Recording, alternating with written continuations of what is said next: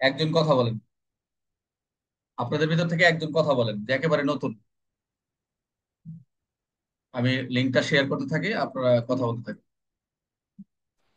একেবারে নতুন একজন আসেন, কথা বলেন আমাদের সাথে, একেবারে যে নতুন এই স্যার ক্লাসে। আসসালামু আলাইকুম স্যার। ওয়ালাইকুম আসসালাম। বলেন আপনার পরিচয় দেন, আপনি কি নতুন কিনা, আর আপনি কোনো, আপনার কোনো ইচ্ছা আছে কিনা, বা আপনি কিভাবে শুরু করতে চাচ্ছেন আমরা জানবো।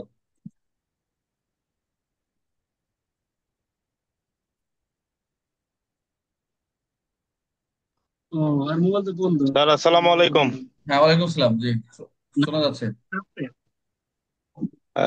স্যার আমি এএসআই রাজু, জি বর্তমানে জি র্যাব রাজু ভাই বলেন। সিক্স। জি জি বলেন। স্যার আমি বর্তমানে র্যাব সিক্স খুলনা থেকে যশোরে কর্মরত আছি। আমি 2015 সালে এএসআই পদে পদোন্নতি পাইছি। এর আগে আমি 2-3 বার পরীক্ষা দিয়েছি স্যার। একবার পাশ করছিলাম, পরে আর প্রমোশন হয় নাই, এরপরে আর পাশ করতে পারি নাই। মোটামুটি এভাবেই চলছে আচ্ছা ঠিক আছে। এখন। স্যার আমি আমি আবার নতুন করে শুরু করতে যাচ্ছি, যাতে বিষয়টা এইরকম আমি চাচ্ছি যে স্যার নতুন পুরাতন যেই থাকুক না কেন। স্যার শুনতে পাচ্ছেন? হ্যাঁ জি জি বলেন, আপনি শুনতেছি। আমি আমার যেটা অভিমত স্যার, আমার যেটা চাওয়া যে নতুন পুরাতন এইটা দেখার মতো মনে হয় যার সুযোগ নাই এখন। যেভাবেই শুরু করেন না কেন, প্রথম প্রথম যারা আমরা নতুন আসছি কিংবা পুরাতন যারা আসছি, একদম নিউ কামার হিসেবেই শুরু করেন, যাতে সবার সুবিধা হয়। একবারে নতুন ছাত্র হিসেবে যেভাবে জি জি পড়ানো দরকার কিংবা জানার ঠিক দরকার, আছে, তা সে সবারই সুবিধা হবে স্যার। বুঝতে পারছি বড় ভাই। আপনাকে অনেক অনেক ধন্যবাদ, খুব গুরুত্বপূর্ণ কথা বলছেন। যে কথাগুলো সবারই এখানে, যিনি একবারে 6 বছর থেকে এসে পরীক্ষা দিচ্ছে, যে একেবারে নতুন, আবার অনেকে পরীক্ষা দিচ্ছেন, তাহলে আমাদের উদ্দেশ্য একটাই, যে সবাই জুনিয়র সিনিয়র একসাথে, যেহেতু আমরা একই প্ল্যাটফর্মে, আমরা গ্রুপ, যদিও এখানে কোনো ষোলো এসে এসে সাব ইন্সপেক্টর, এখানে আপনাদের অনেকে জুনিয়র থাকবে, সিনিয়রও থাকবে। তো জুনিয়র সিনিয়র যাই থাক, পরীক্ষার শেষ দিকে এসে, পরীক্ষা আর কি, আমরা যখন ব্যাচটা শেষ করব, তখন আমাদের গ্রুপগুলো বা দুইটা গ্রুপ করে ফেলবো, একটা কনস্টেবল থেকে এসে, আবার এসে থেকে সাব ইন্সপেক্টর, এটা এইবারের জন্য। আর গতবার গুলো থেকে আমরা একসাথে নিয়ে গেছি। তো যাই হোক, এখানে আমরা ক্লাসগুলো যেভাবে করব প্রতিদিন আমরা, আমি যেহেতু আমি আমি আমার পরিচয়টা দিয়ে নিই, আমি সাব ইন্সপেক্টর মুস্তাফিজ, আমি প্রমোটেড। তো আপনাদের মতো এই ধারাবাহিকভাবে পদোন্নতি পেয়ে এই পর্যন্ত আসছি। তো সবচেয়ে বড় কথা হচ্ছে যে আমি যেখানে এখন বর্তমান কর্মরত আছি, ডিএমপি তে, এসপিবিএন ওয়ানে। তো ইতিপূর্বে আমি 18 বিএনএ ছিলাম, এর ইতিপূর্বে আমি জেলায় ছিলাম। কারণবশ পরবর্তী সরকারের পতনের পর আমরা বিভিন্ন জায়গায় সরে সিটে আছি। তো যাই হোক, যে যেখান থেকে আসি, আমাদের যে ডিউটিটা ফার্স্ট এন্ড ফরমোস্ট আমরা ডিউটিটা করি, সেই ক্ষেত্রে একটু এদিক ওদিক হতে পারে। তবে আমরা যে ডিজাইনটা করেছি, আমি যেভাবে একটু, আমার যতই কষ্ট হোক, আমরা সপ্তাহে চেষ্টা করবো প্রতিদিন পড়ানোর জন্য, আমার রুটিন থাকে প্রতিদিন। তবে কম্পালসারি 4 দিন, এর মধ্যে আমরা আহ 4 দিন ফিস্ট করব। তবে আমার নির্ভর করবে আমার উপরে। তবে সিলেবাসটা এমন ভাবে তৈরি করা, আপনারা সবসময় গ্রুপে আপডেট থাকবেন। দেখা গেছে আমি সকালে ক্লাসটা, রাতে ক্লাসটা নিতে পারি না, কিন্তু পরবর্তী আরেক 7টা নিতে পারি না, দেখে 8টা চলে গেছে। অথবা অনেক সময় দেখা গেছে 8টা নিতে পারি, 9টায় চলে গেছে। যাই হোক, টাইম চেঞ্জ হতে পারে। তবে সবচেয়ে বড় কথা, ক্লাসটা রেকর্ড হবে, রেকর্ড থাকবে। ক্লাস মিস হলেও আপনারা ক্লাসটা, প্রতিদিনের ক্লাসটা আপনারা পেয়ে যাবেন। রেকর্ড ক্লাসে লিঙ্ক দেওয়া থাকবে, সেই লিঙ্কে আপনার ঢুকে ক্লাসগুলো দেখবেন। কোনো মত থাকলে, কোনো অভিমত থাকলে, কোনো থাকলে আপনারা জানাবেন। তবে সবসময় খেয়াল রাখবেন, টাচে রাখবেন। আমি অবশ্যই অবজারভেশন, যে গ্রুপটা থাকবে প্রত্যেকে কে ক্লাস করলো, কে করলো না, কে অ্যাবসেন্ট থাকলো, সব নোটে থাকবে। আর এখানে আরেকটু বলি, যে আমরা ক্লাস শুরু থেকে যখন আমরা শেষ পর্যন্ত করবো, প্রত্যেক ক্লাসে কিন্তু আমাদের প্রত্যেকটা দিনই পরীক্ষা আছে। এটা যা ইতিপূর্বে গত ব্যাচে আমি নিয়ে নিই, কিন্তু এবার শুরু করেছি, আপনার ক্লাসটা দেখলে বুঝবেন। এবং এখানে মডেল টেস্ট করা আছে এমসিকিউর জন্য 60টা মডেল টেস্ট, এবার পারবে আর 40টা, প্রায় 100 মডেল টেস্ট হবে পরীক্ষার আগ পর্যন্ত। যেখানে আমরা 4 মাসে বই শেষ করে, পরবর্তী যে সময়গুলো থাকবে আপনারা শুধু পরীক্ষা দিতে থাকবেন। যেহেতু আপনারা আগেই আপনারা অলরেডি সিট নিয়ে নিয়েছেন, এই জন্য আপনারা, আমি আপনি বললেন যে আমরা শুরু থেকেই শুরু করতেছি। এই জন্য আমরা শুরু থেকে যেহেতু শুরু করব, যে যে যে বই পড়ছেন একটু কারেকশন করে নেবেন, বা একটু শুধরিয়ে নেবেন। আর যারা ভালো পারবেন তো পারবেনই, কিন্তু আমি যে সিলেবাসে আপনাদের যে ডিজাইন করেছি, এইভাবে যদি আপনি এই গাইডলাইনে আগান, আশা করি এই 4 মাসে সম্ভব। আর অনেকে বলে 4 মাসে কিভাবে সম্ভব, এটা দায়িত্ব আমার। আর পরবর্তী সময়গুলো থাকবে, ওটা আপনার ব্যাচ যখন আপনার সিনিয়র হয়ে যাবে, পরবর্তী ব্যাচে আপনারা শুধু আমরা পরীক্ষা নিব আলাদা করে, এবং আলাদা করে পরীক্ষা নিব, এবং আপনাদের সাথে ক্লাসও চলবে। রীতিমতো ক্লাসও চলবে। আপনারা কেউ কথা বলবেন না, আমি কথা বলে না, আপনাদের পর আরেকটা ব্যাচ হবে। আপনারা একটু মনোযোগ দেন। আমি ক্লাসটা অলরেডি রেকর্ড করে শুরু করেছি, একটু মনোযোগ দিন। আমার আমার দেখা যাচ্ছে, আমার লিঙ্কটা শেয়ার করছি, দেখা যাচ্ছে লিঙ্ক? কেউ বলে লিঙ্কটা দেখা যাচ্ছে? লিঙ্ক কি দেখা যাচ্ছে? জি স্যার, দেখা লিঙ্ক যাচ্ছে। আচ্ছা। দেখা যাচ্ছে স্যার। সঠিক আচ্ছা, স্যার, একটু দেখা মনোযোগ দেন, যাচ্ছে। একটু মনোযোগ দেন সবাই একটু। আপনারা এখন, আমি পড়ানোর সময় কথা বলবেন না, জাস্ট আপনি বলে যাই, আপনারা যখন একটু থামবো তখন আর প্রশ্ন করেন আমরা। আমি ক্লাসটা শুরু করতেছি। এখানে ধারা মনে রাখার, আপনারা দেখতেই পাচ্ছেন ধারা মনে রাখার কৌশল। আমরা যে এখানে ক্লাসটা করছি একটা একটা গুগল ফর্মে, এটা একটা বই, এবং এখানে লিঙ্ক দেওয়া থাকবে, আপনারা ঘুরে ঘুরে প্রতিদিন পড়তে পারবেন এখানে স্যারের এখানে কি কি নতুন কিছু আছে কিনা। আপনারা যে যে গাইড পড়ছেন, যেভাবে পড়ছেন না কেন, আপনারা এখান থেকে নোট নিতে পারেন, আলাদা করে খাতা করতে পারেন। আমরা আরেকটা বিষয় হচ্ছে, আমরা ইনশাল্লাহ আপনারা যারা নতুন বেস, আগামী বছর গিয়ে ইনশাল্লাহ আমার একটা নতুন বই বের হবে, আপনারা পেয়ে যাবেন, এবং এই ক্লাসের সাথে মোটামুটি একটা রিলেটেড থাকবে, যার ফলে আপনারা একটু পড়লেই আগায় যেতে পারবেন। এখানে প্রথমেই দেখেন যে আমরা যে এগুলা পড়ি, আমরা যে কার্যবিধি, পেনাল কোড, সাক্ষ্য আইনের যে ধারাগুলো পড়ি, পেনাল কোডের ধারার যে সংজ্ঞা রয়েছে, যে 50 ধারায় যে ধারার সংজ্ঞা, সেই ধারায় যে আমরা যে বিষয়গুলো পাই, সেই বিষয়গুলো আমাদের মাথায় রাখতে হলে, আয়ত্ত রাখতে হলে, কিভাবে আয়ত্ত রাখবেন? অনেকেই বলেন যে স্যার সূচি আমরা পড়ে যাচ্ছি, মনে রাখতে পারি না। এগুলোর অনেক রিজন রয়েছে। আপনি যে মনে রাখতে পারেন না, আপনার গতানুগতিক শিক্ষার যে একটা দিক থাকে, কারণ হচ্ছে এই ল সাইডটা হচ্ছে ইংলিশ মিডিয়াম যারা পড়াশোনা তাদের তাদের জন্য ভালো। আমি যখন এই লটা 3 মাস 4 মাস পড়লাম, ইংলিশে যারা পড়াশোনা করে তারা, তাদের কিন্তু লটা মুখস্থ করা খুব সহজ হয়। আর বাংলা যখন পড়েন একটু কঠিন। আপনি ইংলিশে দেখবেন লটা কিন্তু শব্দগুলো সহজ এবং অর্থ বোঝা যায়, আর যখন বাংলা করা হয় এটা একটু কঠিন হয়ে যায়। তো যাই হোক, এখানে যে কৌশলগুলো অবলম্বন করা হচ্ছে, যেহেতু আপনার ব্যাচ নতুন থেকে শুরু করেছি, এবং কিছু দিক নির্দেশনা আছে যেটা হচ্ছে আপনাদের খুবই পাথেয় হবে। এবং আজকে ক্লাসটা যারা নিতে পারবেন, এই আশা করি যদি অ্যাপ্লাই করতে পারেন প্রত্যেকটা, এবং পরবর্তী কি করতে জানি না, এখন থেকে যদি এই সিস্টেমটা যদি অ্যাপ্লাই করতে পারেন, দেখবেন আপনাদের ধারা সারা জীবন মনে থাকবে। তাহলে আমি শুরু করতেছি। প্রথমে দেখতে পাচ্ছি যে এখানে প্রথম দেখা যায় 5টা বিষয় আছে। এখানে একটা সূত্র আছে দেখেন, ইউসি ট্রিপল এম, দেখা যাচ্ছে ইউসি ট্রিপল এম। এটা মনে রাখবেন আপনারা সবসময়, যে স্যারের একটা টেকনিক হচ্ছে ইউসি ট্রিপল এম। এই ট্রিপল এম এ কি বোঝানো হয়েছে? প্রথম দেখেন 5টা অপশন রয়েছে। একটি ধারাকে যখন আপনি অ্যাপ্লাই করবেন, যে কোনো একটা ধারা, ধরেন এখানে একটা ধারা আছে, অস্ত্র আইনে আমরা ধারা নিয়েছি 16 ধারা।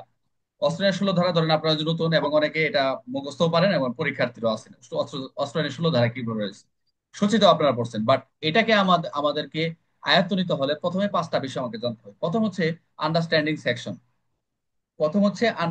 সেকশন। এর অর্থ হচ্ছে প্রতিটি ধারা ভালো করে বোঝা। ধারাটা যে রয়েছে, এই আমরা যেভাবে আমরা আমাদের যে প্রত্যেকটা ধারার সূচি যেভাবে করি, এটা ভালো করে আমাকে বুঝতে হবে। বুঝতে হলে নিচে না যাইতে হবে। দেখেন সেকেন্ড অপশন আসে, ধারা বোঝার পরে আসতেছে কানেক্টিং সেকশন। আপনি যে ধারাটা পড়বেন, পিআরবি সাথে কার্যবিধি কানেক্টেড, কার্যবিধির সাথে সাক্ষ্য কানেক্টেড, কার্যবিধির সাথে অন্যান্য মাইনরের কানেক্টেড। অর্থাৎ এটা কানেক্টেড সেকশনটা কি? যেমন যদি বলি মৃত্যুকালীন জবানবন্দি, পিআরবি হচ্ছে কত? 266। আর সাক্ষ্য আইনে কত? সাক্ষ্যয়নে আমরা যদি 32-1, এই 32-1 এর সাথে যখন দুপিয়ার 266 টানতেছেন, তখন হচ্ছে এটা হচ্ছে কানেক্টিং সেকশন। এই কানেক্টিং সেকশন যদি থাকে আপনার দিতে হবে। 3 নম্বর অপশন, যে ধারাটা পড়তেছেন, এই ধারা থেকে আপনাকে অবশ্যই মেকিং কোশ্চেন করতে হবে। আপনি নিজে নিজে তৈরি করবেন। আমরা যখন ক্লাস শুরু করবো, প্রতিদিন ধারা দেওয়া থাকবে, আপনাকে খাতা জমা দিতে হবে। একটু 1 ঘন্টা করে প্রতিদিন আপনি প্রতিদিন পড়তে হবে। এখানে যে সিস্টেম, আপনি যদি 1 ঘন্টা করে পড়েন, আপনি নিজেই বলবেন যে বই কিভাবে শেষ হচ্ছে। মেকিং কোশ্চেন, আপনি এখন 32 ধারা দিয়ে যখন প্রশ্ন করবেন, যে দেখবেন এই ধারাতে কি কি প্রশ্ন হতে পারে। আমরা একটা ধারা থেকে 10 থেকে 12টা প্রশ্ন তৈরি করবো। তো এই দেখবেন মোটামুটি অনেক বিগত সালের প্রশ্নগুলো ঘাটলেও মোটামুটি হয়ে যাবে। মেকিং কোশ্চেন, মেকিং এমসিকিউ, যেহেতু আমরা প্রথম পরীক্ষার লিখিত পরীক্ষার আগে আমাদের এমসিকিউ হয়, প্রত্যেকটা ধারা থেকে যে ধারাটা পড়াবো আজকে, সেই ধারা থেকে মেকিং এমসিকিউ তৈরি করতে হবে। এমসিকিউ তৈরি করা এটা আপনাদেরই করতে হবে। আমার তৈরি করা আছে, বাট আপনাদের কাছে আমি এটা নিয়ে নিবো আদায় করে, যে আপনি কয়টা তৈরি করতে পারেন একটা ধারা থেকে এমসিকিউ। মেকিং এক্সাম্পল, আপনি যে ধারাটা পড়তেছেন, আপনি যে ধারাটা মুখস্থ করতেছেন, সেটাকে আপনি কি করতে হবে? উদাহরণ তৈরি করতে হবে। 32 ধারা পড়লেন, 32 ধারা উদাহরণ কি হতে পারে? আপনি এটা জানেন ডাইন ডিক্লারেশন, তো এটা একটা উদাহরণ তৈরি করতে পারেন। যে এখানে ক নামক ব্যক্তি মৃত্যুর পূর্বে ক ম্যাজিস্ট্রেট উপস্থিত ছিলেন, তারপর হচ্ছে ডাক্তার উপস্থিত ছিলেন, অথবা একজন চৌকিদার উপস্থিত ছিলেন, অথবা কেউ উপস্থিত ছিলেন না। এরকম বহু প্রশ্ন আছে। এই ক্ষেত্রে আপনি যখন একটা ধারা পড়বেন, সর্বশেষ যখন এই 5টা অ্যাপ্লাই করবেন, understanding section, connecting section, making question, making MCQ, making example, UC triple M, অর্থাৎ এই তিনটা যখন আপনার মাথায় থাকবে, তখন আপনি শুধু আন্ডারস্ট্যান্ডিং সেকশন পড়ে গেলেন, সূচি পড়ে গেলেন, বাট আপনি কানেক্টিং সেকশন জানলেন না, ম্যাকিং কোশ্চেন তৈরি করতে পারলেন না, ম্যাকিং এমসিকিউ তৈরি করতে পারলেন না, ম্যাকিং এক্সাম্পল তৈরি করতে পারলেন না, তাহলে কি হবে? শুধু ওই সূচিটাই মাথায় থাকবে।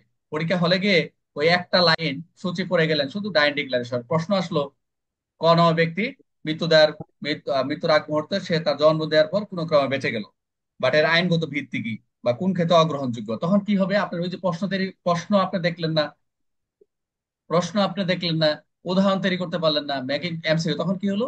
আপনার ওই শুধু এক নাম্বারটাই আপনার শেখা হলো, কিন্তু বাকি তিন চার, দুই তিন চার আপনি যদি না এই এই পর্যন্ত যদি না শিখেন, তখন আপনার একটা ধারা পরিপূর্ণ হলো না। আপনি যে কোনো সেকশনকে যখন এই পাঁচটা অ্যাপ্লাই করবেন, আজকে থেকে আপনি নিয়ত করেন, একটা খাতা কিনেন, একটা ধারা পড়েন, মনে করেন শুরু থেকে শুরু করতে যারা এত পৃথিবীর কার কাছে কোথায় পড়ছেন জানি না, এখন থেকে আপনি অ্যাপ্লাই করবেন, মাথায় এটা আপনি ইউসি ট্রিপল এন অ্যাপ্লাই করবেন, যে আজকে থেকে আমি এইভাবে শুরু করবো, দেখি কি হয়, স্যার একটু দিক নিয়ে দেখি প্রয়োগ করি। দেখেন আপনি আজকে যে কোনো সংজ্ঞা, যে কোনো বিষয় আপনি এভাবে শুরু করেন, নোট করেন, দেখবেন অন্যদের চেয়ে আমি তো বললাম যে পড়ার গতিটাই চেঞ্জ হয়ে যাবে। যাই হোক, এই পাঁচটা বিষয় বুঝতে বুঝতে পারছেন তো, যে আমরা এই পাঁচটা বিষয় অ্যাপ্লাই করব। মনে থাকবে সূত্রটা, এই যে জুনাইদ ভাই, আপনার খালি গায়ে, খালি গায়ে এটা রেকর্ড হয়, এটা অনলাইনে যায়, একটু দেখা যায়, একটু কিছু দরকার পড়ে অফ করে দেন। যারা ক্লাসে পরে জয়েন দুঃখিত করেছেন স্যার, সব। ওই যে হ্যাঁ, হ্যাঁ, ইয়া যে খোলা, আমি এটা আচ্ছা খেয়াল আচ্ছা, করে নিয়েছি। আচ্ছা ঠিক আছে। যারা পরে জয়েন করেছেন রেকর্ড ক্লাসটা একটু মনোযোগ দিয়ে শুনে নেবেন। এখন আমরা একটু অ্যাপ্লাই করব। প্রথম হচ্ছে আমাদের একটু ডেসক্রিপশনে যাব। দেখেন একটু এলিব্রেট করতেছি। প্রথম হচ্ছে আন্ডারস্ট্যান্ডিং সেকশন, প্রতিটি ধারা ভালো করে বোঝা, সিস্টেমটা কি। আমি একটা ধারা নিয়েছি, সেটা হচ্ছে অস্ত্র আইনের 16 ধারা। এখন আপনারা পড়বেন 16 ধারা, সূচি পড়বেন খুব শর্ট করে, আর বিভিন্ন সূচিপত্র সার্ভার বের করছেন, পড়তে পারেন, কোনো সমস্যা নাই। এখানে আমি যেটা মেন বই থেকে দিয়েছি, কতিপয় ক্ষেত্রে অস্ত্রশস্ত্র থানায় বা লাইসেন্সপ্রাপ্ত ডিলার নিকট জমা দিতে হবে। প্রথম হচ্ছে সূচিটা আপনাকে ভালো বুঝতে হবে। প্রথম হচ্ছে কতিপয় ক্ষেত্রে, এটা একটা বুঝতে হবে যে কোন কোন কতিপয় কি কি ক্ষেত্রে, এখানে ক্ষেত্রগুলো দেওয়া রয়েছে। আচ্ছা, আমাকে কি দেখা যাচ্ছে?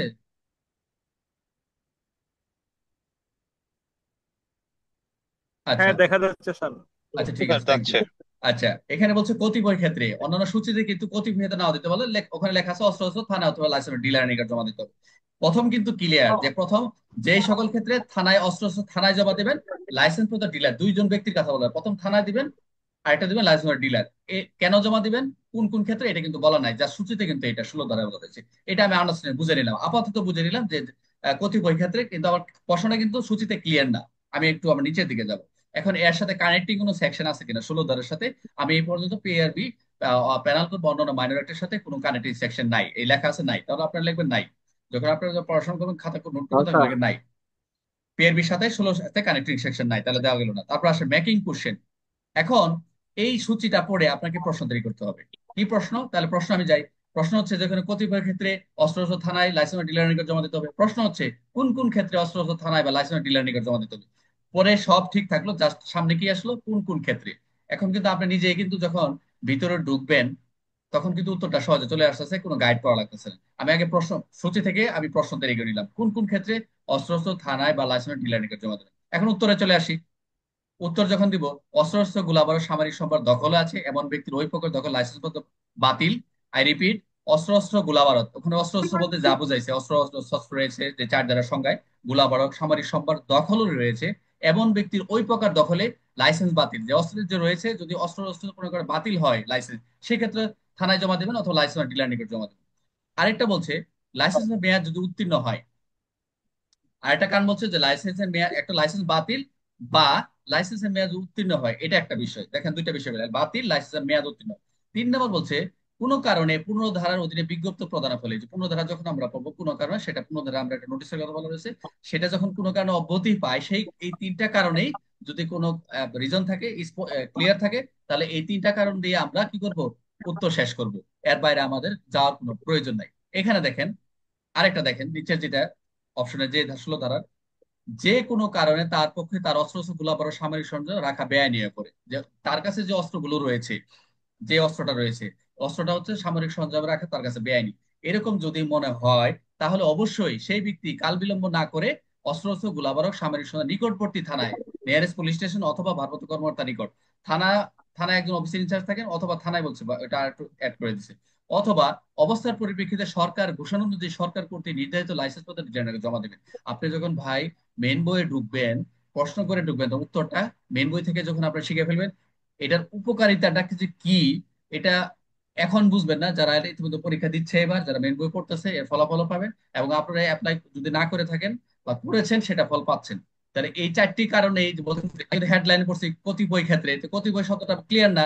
যখন আমি প্রশ্ন তৈরি করলাম যে কোন কোন ক্ষেত্রে অস্ত্র লাইসেন্স পত্র থানা অথবা ডিলার নিকট জমা দেবে, তখন কিন্তু আমরা চারটা অপশন পেয়ে গেলাম। এখন আসেন আরো যদি প্রশ্ন তৈরি করি, এখান থেকে আমি আরো প্রশ্ন তৈরি করছি যে অস্ত্র শস্ত্র কোন কারণে লাইসেন্স বাতিল বা লাইসেন্স মেয়াদ উত্তীর্ণ হলে কার নিকট জমা দিবে, একটা প্রশ্ন আসছে আর একটা। তাহলে আমরা কিন্তু কার নিকট জমা দিবে, উত্তর কিন্তু সহজ। লাইসেন্স বাতিল বা মেয়াদ যদি উত্তীর্ণ হয় তাহলে জমা দেবে থানায় অথবা কি লাইসেন্স বা ডিলার নিকট। উত্তর কিন্তু হয়ে গেছে। আর একটা প্রশ্ন করছি, কোনো কারণে কোনো ব্যক্তির পক্ষে কোনো অস্ত্র শস্ত্র গোলা বারুদ বা সামরিক সরঞ্জাম রাখা বেআইনি হয়ে পড়লে তাহার করণীয় কি। आपके जी। মনোযোগ দেন, ট্রাই টু আন্ডারস্ট্যান্ড হিয়ার। এখানে দেখেন যে সামরিক সরঞ্জাম বেআইনি হয়ে যদি পড়ে তাহলে তার করণীয় কি, কত সুন্দর প্রশ্ন, ওই তো জমা দিবে। আরেকটা প্রশ্ন করেছি, সরকারি ঘোষণা অনুযায়ী সরকার কর্তৃক নির্ধারিত লাইসেন্স প্রাপ্ত ডিলার নিকট কেন অস্ত্র জমা দিতে হবে। দেখেন আপনারা অ্যাপ্লাই করবেন, ডব্লিউএস টা অ্যাপ্লাই করবেন। আরেকটা প্রশ্ন করছি, বিশেষ ক্ষেত্রে অস্ত্র থানায় বা লাইসেন্স প্রাপ্ত ডিলার নিকট অস্ত্র জমা দিতে হবে অস্ত্র আইনে কোন কোন বিধানে উল্লেখ করা হয়েছে। দেখেন আমি একটা একটা ধারা থেকে পাঁচটা প্রশ্ন করেছি। একটা পরীক্ষা হলে যে কোনো ভাবে প্রশ্ন যখন আপনি ঘুরায় ফিরে বুঝতে পারবেন একটা একটা ধারা থেকে এভাবে প্রশ্ন হয়, তাহলে আপনার আর কোনো সাজেশন বা আর কোনো ওই বোর্ডের বিগত প্রশ্ন দেখার দরকার নেই। আমার কথা বলছেন, এগুলো অ্যাপ্লাই করার তো জানতে হবে, নিজে নিজে প্র্যাকটিস করতে হবে। শুধু করে সূচিটা পড়ে বসে থাকবেন, এখন প্রশ্ন করবে আপনি এটা দেখবেন আলো জ্বালা লাগাই দিচ্ছেন, উত্তর করবেন এক লাইন কিন্তু ভিতরে তো পড়বেন না। বুঝতে পারছেন প্রশ্ন করার সিস্টেমটা, এটা তো আপনারা জানেন, এগুলো জাস্ট একটু ধরিয়ে দেওয়ার কিছু না। এখন আসেন মেকিং এমসিকিউ, এমসিকিউ তৈরি করা। মনোযোগ দেন, আমি এই প্রশ্ন থেকে আমি এমসিকিউ তৈরি করবো, যেটা হচ্ছে চারটা অপশন থাকবে, আপনারা জানেন। এই নিচে নিচে দেই তাহলে আপনাদের সুবিধা হবে। আচ্ছা, এখানে দেখেন একটা এমসিকিউ তৈরি করছি যে কোন কোন ক্ষেত্রে অস্ত্র থানায় বা লাইসেন্স ডিলার নিকট জমা দিবেন। মেকিং এমসিকিউ, লাইসেন্স বাতিল হলে, লাইসেন্স মেয়াদ উত্তীর্ণ হলে, পুনর্ধারণ অধীনে বিজ্ঞপ্তি প্রদান হলে, সবগুলো কোনটা হবে উত্তর, উত্তর কোনটা হবে এমসিকিউর। সবগুলা সবগুলা হবে স্যার। Very good. এখন আপনি যদি শুধু সূচিটা পড়েন, সূচিতে তো আপনি এমসিকিউ পাস করতে পারবেন না, আপনাকে ভিতরে ঢুকতে হবে। ভিতরে ঢোকার তো ওয়ে আমি বলেই দিলাম, প্রথম থেকে এই পর্যন্ত আছে। 4 নম্বরে এমসিকিউ তৈরি করলেন যে এখানে কোন কোন ক্ষেত্রে অস্ত্র থানা লাইসেন্স ডিলার নিকট জমা দিতে হবে, লাইসেন্স বাতিল, মেয়াদ উত্তীর্ণ, পুনর্ধারা বিজ্ঞপ্তি। তার মানে এক দিলে আপনি অনেকগুলো পাখি মারতেছেন। ক্লিয়ার করে উত্তর সবগুলো। আরেকটা দিছি দেখেন, আরেকটা এমসিকিউ দিছি, বিশেষ ক্ষেত্রে অস্ত্র কাদের নিকট জমা দিতে হবে। প্রথম বলছে থানায়, মনোযোগ দেন, থানায়, লাইসেন্সের ডিলার, ক খ কোনটা নেই। উত্তর কি হবে বলেন তো। প্রশ্ন করছে বিশেষ ক্ষেত্রে অস্ত্র, হ্যাঁ থানায় খ এই যে হবে স্যার, খ। উত্তর হবে না, থানায়, খ লাইসেন্স প্লাস ডিলার নিকট, খ এই ক খ দুইটাই হবে। এই যে গ নাম্বারটা, যেসব বিশেষ ক্ষেত্রে থানায় আগে তো আমরা পড়ে আসছি যে কোন কোন ক্ষেত্রে, বিশেষ ক্ষেত্রে কোন কোন পরিস্থিতি আমরা পড়ে আসছি। উত্তর হবে খ ক খ। এই যে আপনি দেখেন দুইটা প্রশ্ন করে কিন্তু এখান থেকে আপনি পড়ে ফেলেন। এখন আরেকটা দেখেন, আরেকটা প্রশ্ন দেখেন, কোন কোন ক্ষেত্রে অস্ত্র থানায় লাইসেন্স ডিলার নিকট জমা দিতে হবে। আবার আসছে যে কোনো কারণে লাইসেন্স বাতিল হলে, অস্ত্র নিয়ে চলাফেরা করিলে, লাইসেন্স কৃত অস্ত্র হেফাজত রাখলে। এটা বলেন তো, কে বলতে পারবেন কোন কোন ক্ষেত্রে অস্ত্র হচ্ছে থানায় লাইসেন্স ডিলার নিকট জমা দিতে হবে। লাইসেন্স বাতিল হলে, অস্ত্র নিয়ে চলাফেরা করলে, লাইসেন্স কৃত অস্ত্র নিয়ে হেফাজত রাখলে, শুধুমাত্র ক কোনটা হবে। শুধুমাত্র ক। Very good. লাইসেন্স এই বাতিল কারণে, হলে কারণ আমরা এতক্ষণ যা পড়লাম অস্ত্র নিয়ে চলাফেরার কথা পড়ি নাই, হেফাজত নিজ হেফাজতে রাখার কোনো কিছু পড়ি নাই। তাহলে উত্তর হবে শুধুমাত্র ক। তার মানে দেখেন উত্তরটা কিন্তু এই ক হয়তো, কিন্তু এখানে যখন অপশনে গিয়ে শুধুমাত্র ক আছে তার মানে উত্তর হবে ঘ। অনেকে এটাই দিবে, ক দিবে, কিন্তু পরে অপশন দেখবেন শুধুমাত্র ক রয়েছে। এরকম পুলিশ প্রশ্ন ছিল দেখে এরকম তৈরি করা হয়েছে। আরেকটা প্রশ্ন সর্বশেষ, লাইসেন্স কার ঘোষণা অনুযায়ী বিশেষ অবস্থার প্রেক্ষিতে অস্ত্র, আবার বলছি, কার ঘোষণা অনুযায়ী বিশেষ অবস্থার প্রেক্ষিতে অস্ত্র থানায় বা লাইসেন্স ডিলারে জমা দিতে হবে। পুলিশ, পুলিশ সুপার, সরকার, ডিআইজি, কার হবে, কে ঘোষণা দেবে, কার কাছে। কার। সরকার। ভেরি সরকার। গুড। তাহলে আপনি যখন একটা প্রশ্ন 16 ধারার যখন আমরা একটু বিস্তারিত পড়বো, একটু দেখবো যে কোনো ভাবে সূচিত তো আমরা এই পার্ট বাই পার্ট আমরা দেখে আসবো, তখন যখন আমরা এই 5টি অপশন ইউসি ট্রিপল এম যখন অ্যাপ্লাই করবো, মোটামুটি আপনাদের হয়ে যাবে। 5 নম্বর সর্বশেষ, মেকিং এক্সাম্পল। সর্বশেষ আমরা যখন এখন আমরা এই 16 ধারা থেকে আমরা একটি এমসিকিউ তৈরি করবো, সরি উদাহরণ তৈরি করবো। কিরকম দেখেন, উদাহরণ হচ্ছে, মনোযোগ দেন, রহিম নামক একজন বিশিষ্ট ব্যবসায়ী, রহিম নামক একজন বিশিষ্ট ব্যবসায়ী, তিনি তাহার অস্ত্রটি লাইসেন্স মেয়াদ শেষ হওয়ার পর তাহার কাছে রাখা বেআইনি পড়লে তিনি উক্ত অস্ত্রটি নিজ হেফাজতে রেখে দেন। এতে তাহার কি উক্ত নিজ হেফাজতে রাখা আইনি বিধান উল্লেখ করো। তার অস্ত্রের মেয়াদ শেষ, এখন সে নিজ নিজ হেফাজতে রেখেছে, সে কি রাখতে পারে। সে কোন ধারার বিধান লঙ্ঘন করলো? 16 ধারার বিধান লঙ্ঘন করছে। কিন্তু উত্তর কিন্তু এই যে কালো যতটুকু আছে, আমরা এখানে যে ইতিপূর্বে যা পড়েছি এখানে জাস্ট টেস্ট করে দিছি যে 16 ধারা বিধান লঙ্ঘন করেছে। প্রথমে বলছে 16 ধারা বিধান, এরপরে সে, এরপরে কি হলো, পরের যে যে কোন সেকশন এটা পড়া, কিন্তু 16 ধারা তো বিধান লঙ্ঘন করছে। 16 ধারা বিধান লঙ্ঘন করেছে দেখে আমরা কিন্তু এটা শুরুতেই লিখছি, এরপর উত্তর যেটা আছে ও নিচে থেকে একটু ইলাবোরেট করে দিয়ে দিচ্ছি, আর কিছু না। ক্লিয়ার? এই জন্য আপনাকে একটা উদাহরণ তৈরি করে আপনার উত্তরটা লিখতে হবে। এই ছিল 5টা আমাদের অপশন। আমরা প্রত্যেকটা ধারার এই যে শুরু থেকে, প্রথম হচ্ছে আন্ডারস্ট্যান্ডিং সেকশন, প্রতিটি ধারা ভালো করে পড়বেন, তারপরে সেটা কানেক্টিং সেকশন থাকলে লিখবেন, মেকিং কোশ্চেন করবেন, তারপর মেকিং মেকিং এমসিকিউ করবেন, তার মেকিং এক্সাম্পল প্রত্যেকটা সেকশন। তাহলে আপনি দেখবেন কি আজীবন সেই ধারাটা মনে রাখবেন। অনেকে সূচি পড়ে পুরো দৌড়ে চলে যান, যে যত সূচি পড়তে পারে। অনেকে দেখি এক থেকে তুতা পাখির মতো একে 500 11টা বলে, কিন্তু যখন তাকে প্রশ্ন করি তখন কয়, স্যার এটা কোন দেয়, কোন 406 হবে নাকি প্রতারণা হবে, জালিয়াতি হবে, বিভিন্ন কথা নিয়ে আসে। এটা হলো আমি এইভাবে অ্যাপ্লাই করছি, এটা আমার ইয়ে না, এটা আমি অ্যাপ্লাই নিজেও করেছি, এবং আমি নিজে খুব গভীরভাবে চিন্তা করে দেখছি যে যারা একেবারে দুর্বল, আর যারা ভালো পারেন তো পারেন, বিভিন্ন ভাবে পারেন সবাই, তবে এখন আপনাদের নতুন থেকে শুরু করেছেন, আপনারা এই এই 5টা মাথায় রাখবেন সবসময়। এটা রিকোয়েস্ট থাকলো, যেহেতু আমাদের পুরো 1 বছর সময়, আমরা 4 মাসে শেষ করব। এইটা মোটামুটি আমরা বলা লাগবে না, আমরা যখন 2 3টা ক্লাস নেবো আপনারা অটোমেটিকলি আমাকে ভুল ধরতে পারবেন, আপনারা নিজে নিজে বলতে পারবেন যে এই দ্বারা। আরেকটা বিষয় আরেকটা বলি, যখন আমরা এই যে কোশ্চেন গুলো তৈরি হবে, আপনারা দেখবেন 1 1.5 মাসে আপনাদের বিগত সালে যত প্রশ্ন আছে, ধারা যখন আমরা সামনে আসবে সমস্ত প্রশ্ন শেষ হয়ে যাবে। এটা একটা সুবিধা আছে, যে আপনারা যে আলাদা করে 10 সাল 15 সাল, এই যে এখন যাদেরকে পড়াচ্ছি ওদেরকে বের করে পড়াচ্ছি, কিন্তু তাদেরকে তো ওইভাবে সময় পাইনি, বিদায় পড়ানো হয়নি। তাহলে আমরা এই 5টা বুঝেন নাই কি? আমাকে একদম বলেন তো যে 5টা একটা ধারার, বা ইতিপূর্বে এরকম পড়েছেন কিনা।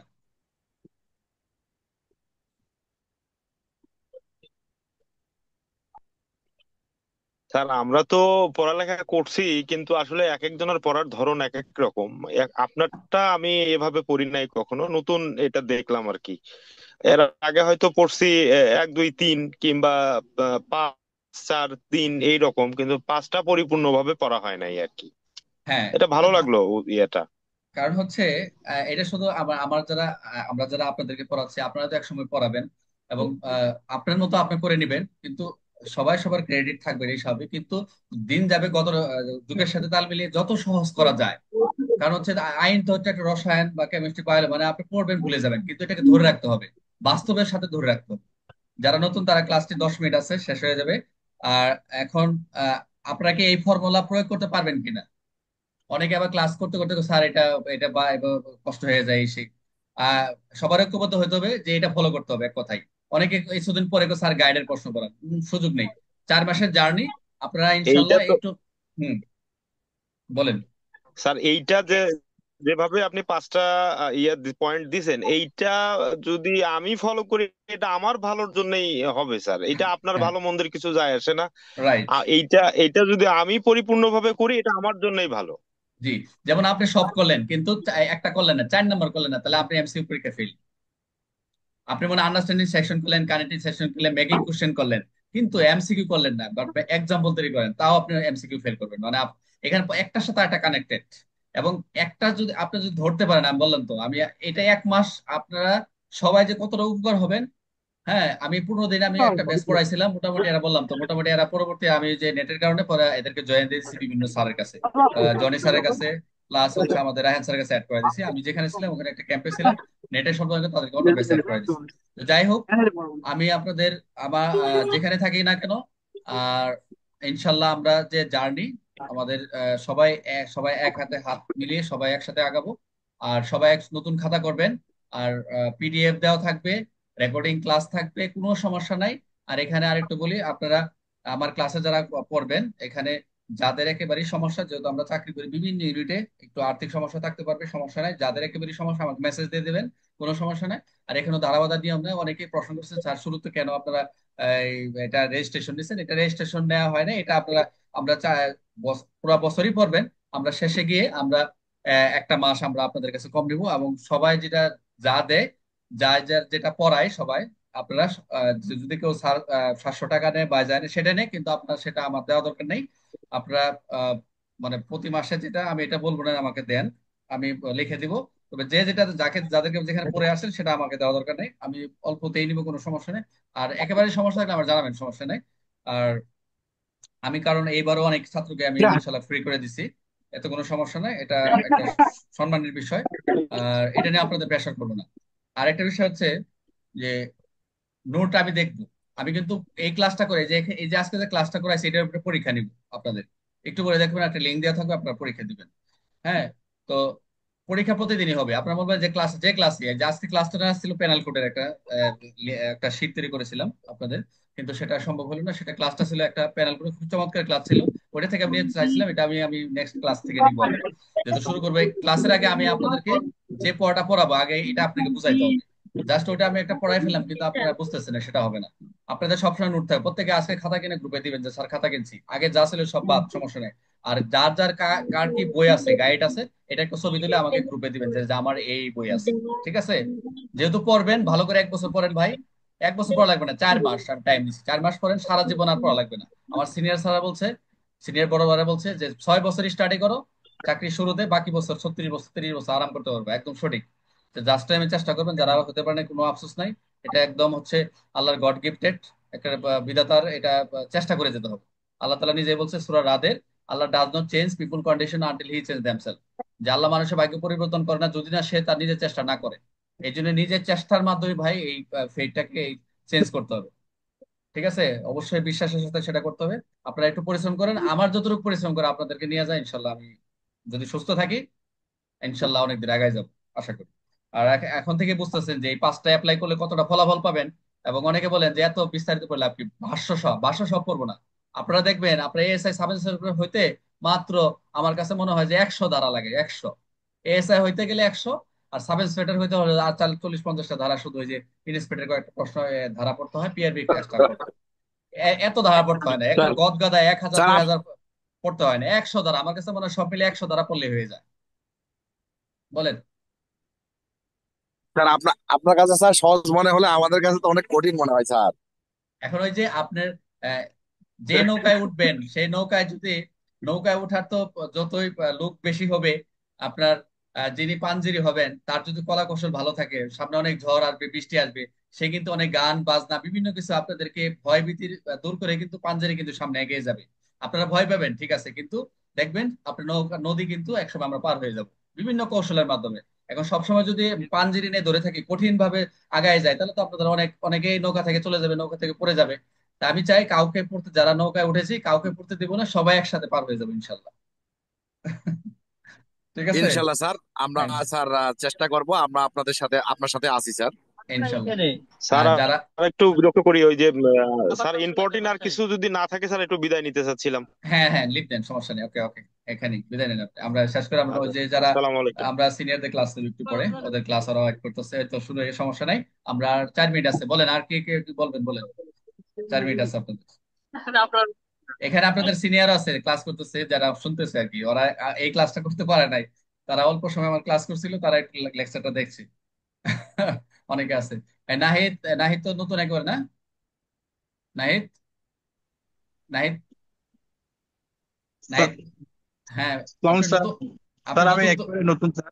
তাহলে কেমন লাগলো? পারবেন তো? নতুন যারা তাদের জন্য জি শুভকামনা, স্যার, আপনারা পারবেন তো স্যার অ্যাপ্লাই অনেক করতে? ভালো লাগলো স্যার। হ্যাঁ। ঠিক জি আছে স্যার, আপনারা, ইনশাল্লাহ স্যার। আসলে এবার খুব ভালোই লাগছে স্যার। ঠিক আছে, অসুবিধা নাই। তো একটু আরেকজন স্যার আছে কথা নাজমুল, বলতেছি স্যার, ওই যে নাজমুলের কি অবস্থা নাজমুল? নাজমুল আছে একজন,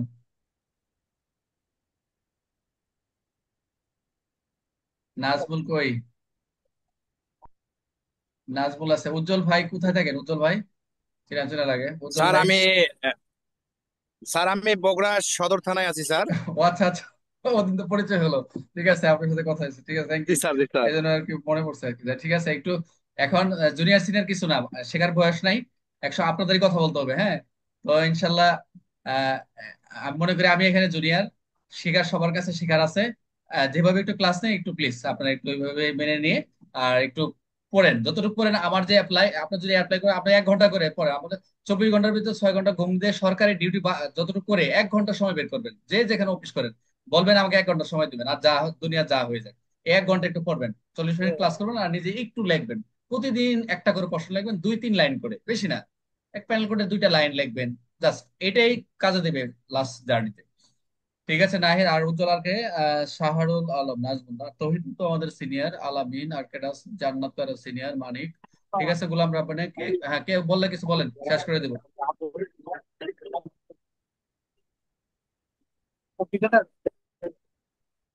হ্যাঁ, কে বলতে চাইলেন বলেন।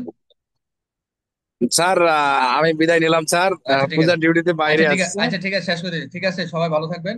আজকে দ্যাটস অল ফর টুডে।